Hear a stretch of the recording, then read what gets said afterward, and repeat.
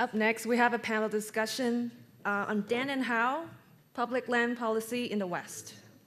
Our moderator needs no other introduction, our one and only Sally Ranney from AREI-AREDAY. Thank you. This panel is called Then and Now, Public Land Policy in the West. So I want to just set the context here. In the United States, total, there's 640 million acres of public lands. And 123 million are in Forest Service, and 248 are in the BLM, and then there's national parks, national monuments. There's 129 national monuments. And the Forest Service was established by Teddy Roosevelt, President Teddy Roosevelt, who actually is going to join us at lunch. So you need to be here.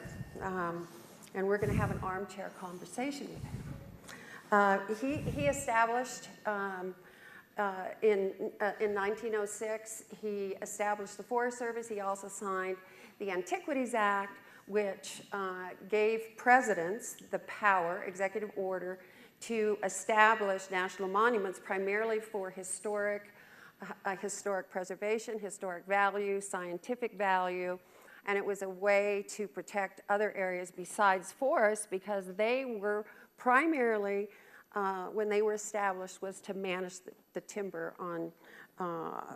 for America.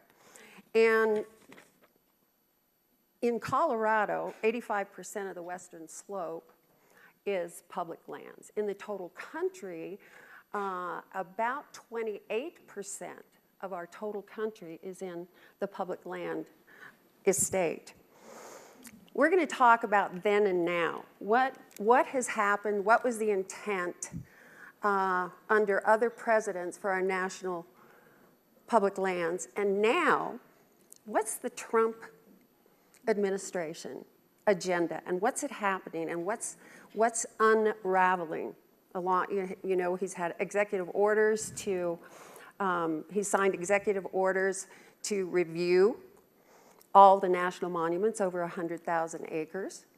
And national monuments protect these areas from oil, gas, mining, logging.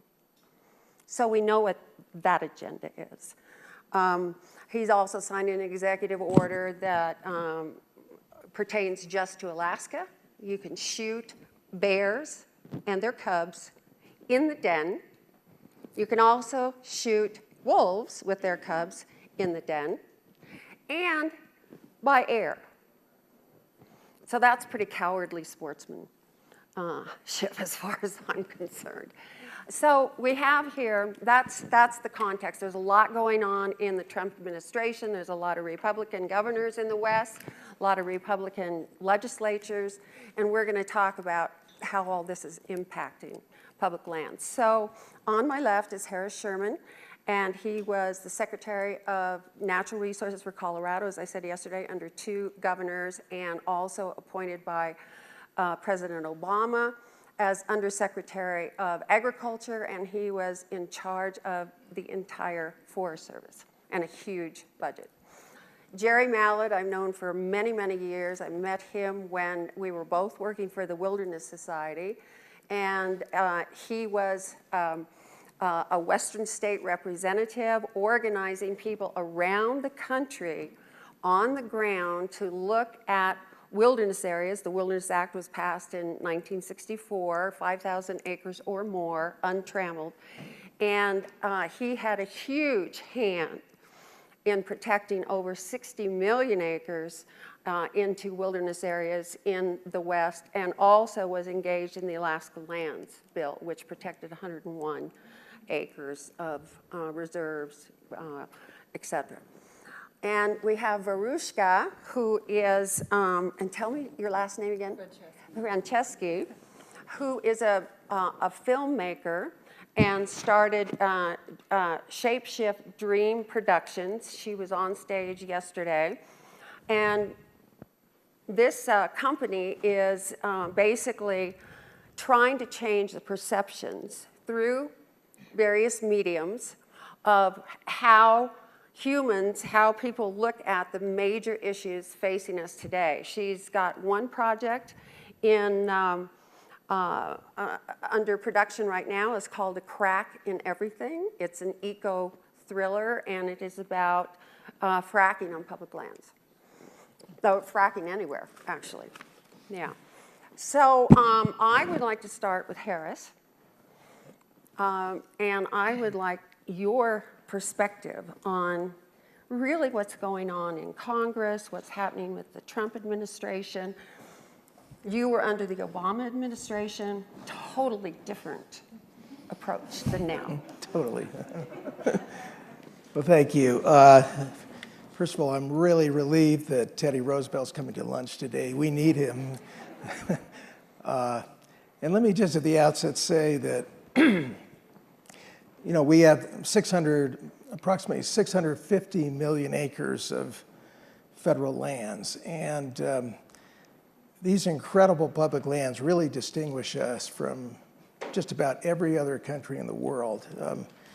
We are incredibly lucky to have these lands because they belong to all of us. And whether you are a rich or poor person, you have access to these lands. And that really is a unique aspect of being an American that we should all be very proud of. It's early right now with the Trump administration, and I think we are on a somewhat uncharted course. But I would like to first say that, and I'm sure many of you have been following this, that the Trump team has yet to take the field. In the Department of Interior, which oversees part of our public lands, and the Department of Agriculture, to date, there has only been one person confirmed by the United States Senate in each department, and that's the secretary. In the US government, there's 550 presidential appointments that require Senate confirmation. To date, only, I think, about 25 of these positions have received Senate confirmation. I think there's about another 100 plus where nominations have been made, but confirmation has yet to take place. And these are the people who run the government. They really run the government. They make the trains operate. So we have yet to see all of these positions within Interior and USDA. These are the people who will be critical in terms of implementing whatever the Trump agenda will be. The Trump administration has, though, had a flurry of executive orders. And Congress has tried to intervene in a number of ways through this obscure statute called the Congressional Review Act, which I must say I knew nothing about when I was in government. I don't think it was used for 50 years, but it has been at least explored actively in the past several months in terms of Congress looking at regulations that the Obama administration passed in the last 6 months and their efforts to undo some of these regulations. But the key issues now in front of us and in front of the Trump administration will be, number one, should there be the sale or transfer of public lands to states or to private individuals?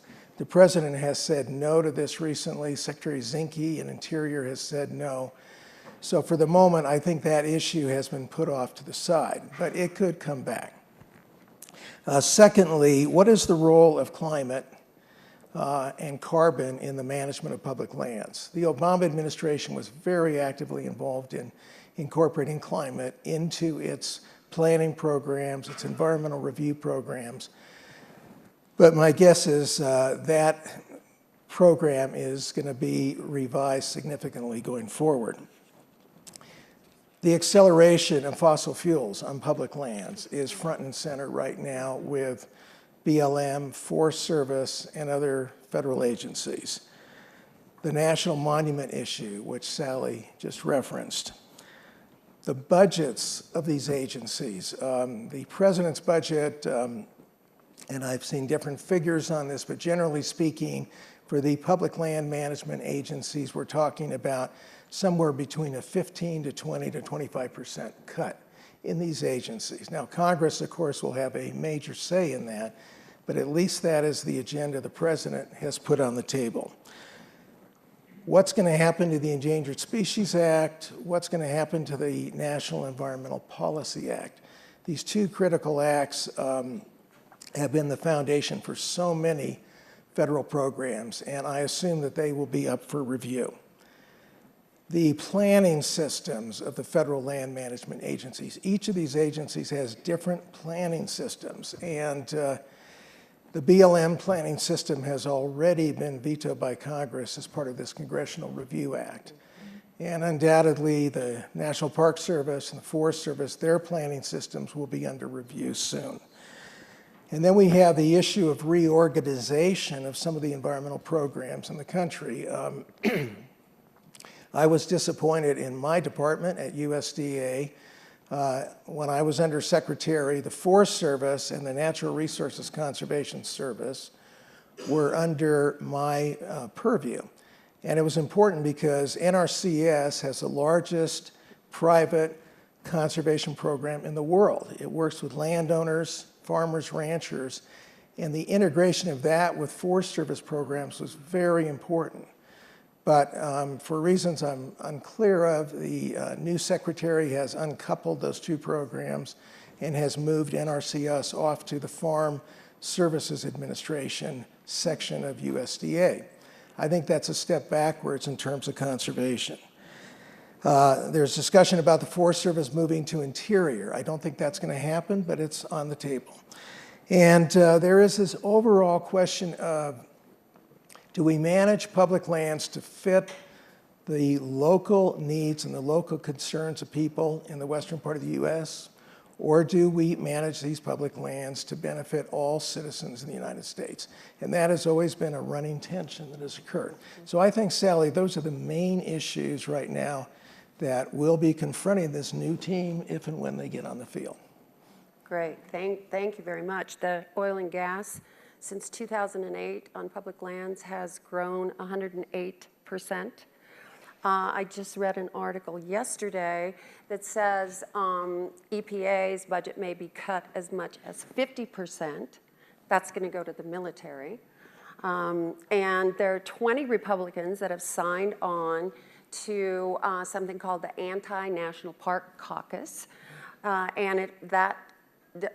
Scott Tipton, who represents our western slope here in Colorado, is not one of the signatories, but he does support it. He does support it. So you're right. We've got a lot of really big challenges. Okay, Jerry?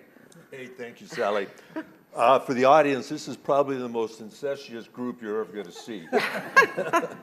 I hired Sally in '68, and then she and I and a fellow named Weaver sat down and grilled Harris when he was going into the Natural Resource Office of Dick Lamb. A couple pizzas and a couple glasses of wine, or bottles of wine. I started my career in 1966, so I'm older than most people in the room. And I also hired a guy named Dave Foreman, and worked closely with Ed Abbey, the Monkey Ranch Gang, Earth First. I'm pretty positive about where we're going. Like Harris says, there's no staff in Washington to implement these things. And the president can't understand the leaks he's got. It's an anomaly. Well, it's not an anomaly. When we were in the agency, we get calls at midnight. XYZ is going to do this. We worked on a deal down in Dead Horse Canyon in Utah, and a very prominent lawyer, who we will leave unnamed, was climbing in the back window at 1 o'clock in the morning to brief us on everything going on. So I don't think we got this great decline in public lands. Nothing's going to happen. The lawsuits are going to keep the president and his staff busy forever. Mr. Pruitt says he's going to go after cleaning up Colorado and the West's water through the Superfund site, and he just cut the budget. We worked on the Superfund side over on the Arkansas River. Harris was involved in that, so was Sally. It took several $100 million to clean that up. Gold King on the Animus is going to take several $100 million to clean that up. So basically, I think we've got an administration in hold. I really don't think all this stuff is going to come about. The idea of climate change, this is my first conference on this. Chip and Sally have done an excellent job. It's been very, very entertaining and very, information has been an overload, but I think we're going to do very well in that area. But the public land issue, Colorado generates $34 billion in outdoor recreation. We're the #1 lifestyle state. And the idea that we're going to downsize our national monuments, we're going to downsize our national forest, we're going to lose public lands in BLM, I think is an oxymoron. I just don't think it's going to happen. I don't think the administration's going to be in the same shape in 2018. As long as we have the president tweeting, I don't think his base is going to be there. But I'm very encouraged. And we go back in 1964, the Wilderness Act passed, and Sally and I and others worked on roughly 175 million acres that are now in the wilderness system. That was 30 million acres under the Wilderness Act. It was roughly 50 million acres under Rare 1, Rare 2. Those were national forests. Sally was a key person on Alaska, which put another 100 million acres in the system. And those areas are pretty well rounded out. We're doing land trusts, conservation easements on public lands. Protecting water is going to be a big key. So we've got a lot going, and I think that the public is going to step out like they never have before and help us protect these public lands. I know for sure we're going to back off the energy companies as we go to more of a state that is self-contained in our energy opportunities. That's changing drastically. We're at 10% of renewables today. So from the standpoint of dire consequences, I see an opportunity to move forward. We're going to move cross-current on this thing. Public lands are not going anywhere. It's just not going to happen. We may lose a chunk of Bears Ear, but it's going to be temporary. It'll come right back in 2020. I have no question on that. But I don't want to take a lot of time. I want to hear what Ms. Francisco has to say, because I'm not sure where she came from, and I'm sure I'm going to be very attentive. Yes, please tell us, in relationship to public lands, the work that you're doing and the research that you've done and things that you have found out about fracking. Well, first of all, I just want to mention that I come from a background, my father was actually a career Foreign Service officer, so I grew up all over the world, and I guess I'm a global citizen. But I also just wanted to thank you, Sally and Chip, and thank you to Eve Harrison, who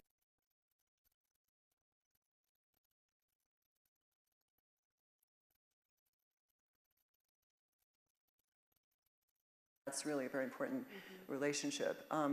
I kind of came to this path by accident. You can call me an accidental activist. And what I mean by accident is that I found myself in a project that was about raising awareness about fracking for, this was actually a nonprofit organization that was trying to raise awareness through ads, countering the gas industry, who had put so many ads out there basically telling us that natural gas is good for us. Now, it's all about languaging, and I also study language, and I believe in neuro-linguistic programming, and that it's so important for us to come back to the source of why we're in this mess. Because I think that why we're in this mess has a lot to do with the way that we present things, the conversation that we're having. We are now kind of being hijacked. Our language is being hijacked. So even the term natural gas is so erroneous because it's so violent. It's a violent act. It's a violent act against the Mother Earth, which is a feminine, well, we call it feminine, but I believe that we are all struggling with certain issues within ourselves. And in a way, the film that I'm making, which is called A Crack in Everything, and by the way, Leonard Cohen, his lyrics were, there's a crack in everything, but that's how the light gets in. So how does the light get in? How are we going to move forward if we don't have a relationship with ourselves, if we don't have a relationship with the land, if we don't respect the land in the way that indigenous people for many years did? So we can have all the policies in the world, but it comes back to each individual. Each individual person has to ask themselves, what are we doing? What is my legacy? What am I here for? And sadly, my whole life changed about 4.5 years ago when I lost my father. I actually observed him taking his last breath, and it was my second parent that I lost. And I think all of us, when we've lost two parents, maybe come to a question about what is what am I going to do with the rest of my life? What is the meaning of my life? And I really believe that all of us here, have a calling. There's been a call to action for each one of us. That's why we're here. And thank you to Chip and to you for actually bringing all these wonderful people together, these wonderful minds who I believe that we're going to really change things in ways that we haven't even imagined, because it's about collaboration. We're collaborating. And hopefully all the different, the sciences, the arts, media, all of the work that all of us are doing can make a difference to this direction that we're headed, which is we're basically facing our own extinction. We have to take a look at why were we even fracking in the first place? I spent the past 4 years with communities, mainly in Pennsylvania, and I know there's fracking in Colorado and many other states, Texas as well, and Ohio. And I don't have to go on and on about like what we know are the effects. Like we actually know that it's poisoning water, that it's poisoning, it's causing pollution. One thing that is not talked about that much is actually the radiation that's especially in certain areas. Like for example, the Marcellus Shale has the highest concentration of radiation, so that when the gas is transported from the Marcellus Shale to people's homes, and there are people in New York City who don't even know about this. They don't know that when they turn on their gas stoves, they're being exposed to radiation. So these are all things that, there's a cause and effect. Like we all have to understand that we can't just be blind to what's going on. We have to pay attention. Paying attention is listening to those people who are on the front lines. I'm so grateful to so many activists who are doing the work of trying to raise awareness. In Standing Rock, it was an incredibly important event that was so underreported in the media. This is one of the reasons why I'm so passionate about what I'm doing, because I really feel like if we don't have a relationship to land, to water, to the environment in the way that a lot of indigenous people have taught us, we have a lot to learn from the people that lived on this land before, Westerners came here. And if we don't get it now, we're not going to have a future, any of us. So I know it's kind of like talking, it's like the pink elephant in the room. It's like we don't want to talk about facing our own extinction. But we're also bringing, imagine how, the arrogance of bringing everything else down with us. All the species, look at the beautiful species that are becoming extinct every day, okay? And I don't know how you cannot be emotional when you see a rhino, who's there. How many more are going to be left? And what is it going to take for each individual? Because it comes down to the individual. Every individual has to make a choice. What are we going to choose? The light or the dark? So anyway, that's really why I'm so grateful to be on this panel, because it seems strange that a filmmaker would be in this conversation, but filmmaking is about holding the mirror up to nature. It's about us taking a look at our own actions, like what we've done, what are we doing? So anyway, I just hope everybody has that inside of themselves, that spark of understanding where we are right now and what your gift is. Like because everyone here has a different gift. We don't all, come from the same background. Like you have a certain gift and mine is different. So just really quickly, what have you learned in pursuing the filming of A Crack and Everything about fracking? Well, I've learned, first of all... In 1 minute. In 1 minute. It's insane. Okay, that's the basic word. It's the most insane thing. When I first went into Pennsylvania and I was talking to people in the community, and by the way, 2 of the people that I became very close with have passed away from exposure to the toxic chemicals. And the industry would like us to believe that there's there's no deaths. What deaths are there? Well, there are deaths, I can tell you right now. I'm not a scientist or anything, but I've become friends with people, and I get a little emotional about when I think about it, because I've seen it firsthand, rashes over people's bodies, people's drinking supply being contaminated, where they turn on their tap and it comes out brown. This is insane. We have a right to clean water. Everybody has a right to clean water. Why are there sacrifice zones? So that's what I've learned. I've learned that there's sacrifice zones. There are certain people that seem to matter less than others. But for what? We have renewable energy. This is about, this summit is about renewable energy. We have it. We don't need to frack. There is no need to frack anywhere. In fact, it should be banned everywhere. I mean, and as quickly as possible. If we're going to really like face like the emergency, we're in a crisis. I mean, this is a massive crisis. We can't talk about, oh, like best practices. There are no best practices in the industry. The best practices are no practices.